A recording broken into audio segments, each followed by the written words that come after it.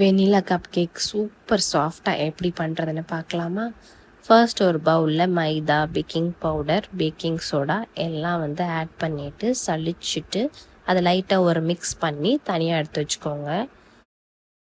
அப்புறம் இன்னொரு பவுலில் 2 எக்ஸ் உடச்சி ஆட் பண்ணிவிட்டு வெனிலா எசன்ஸும் அந்த எக்ஸோட ஆட் பண்ணிவிட்டு 1 or 2 ஸ்பீடில் வச்சு லைட்டாக ஃபோம் ஆகிற வரைக்கும் பீட் பண்ணுங்கள்.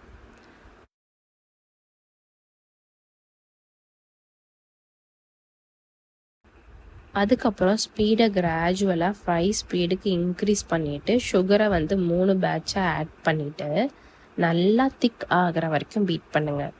கலர் ஆஃப் ஒயிட் மாதிரி வரும். இதுதான் கரெக்டான ஸ்டேஜ்.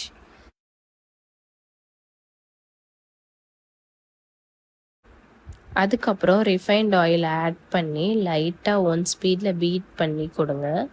இப்போது நம்ம ரெடி பண்ணி வச்சுருந்த ட்ரை இன்க்ரீடியன்ஸை இதில் 3 பேட்சஸாக ஆட் பண்ணுங்கள். ஜென்டிலாக மிக்ஸ் பண்ணுங்கள். நடுவில் கொஞ்சம் மில்க் ஆட் பண்ணிவிட்டு மிக்ஸ் பண்ணால் ஸ்மூத்தாக பேட்டர் கிடைக்கும். ரொம்ப இம்பார்ட்டண்டான விஷயம் என்னென்னா, இது ஓவர் மிக்ஸ் பண்ணக்கூடாது. ஸ்லோவாக கட் அண்ட் ஃபோல்ட் மெத்தடில் தான் மிக்ஸ் பண்ணணும். இப்போது பேட்டரை கப் கேக் மோல்டில் ஒரு 3/4 லெவலுக்கு மட்டும் ஃபில் ஆகிற வரைக்கும் நம்ம பேட்டரை போர் பண்ணிக்கணும். ஓடிஜியை 180 டிகிரி செல்சியஸில் 10 மினிட்ஸ் ப்ரீ ஹீட் பண்ணிவிட்டு அதுக்கப்புறம் ஒரு 15 to 20 மினிட்ஸ் பேக் பண்ணால் சூப்பர் சாஃப்டான வெனிலா கப் கேக் ரெடி. நீங்களும் ட்ரை பண்ணிவிட்டு எப்படி இருந்ததுன்னு கமெண்ட்டில் சொல்லுங்கள்.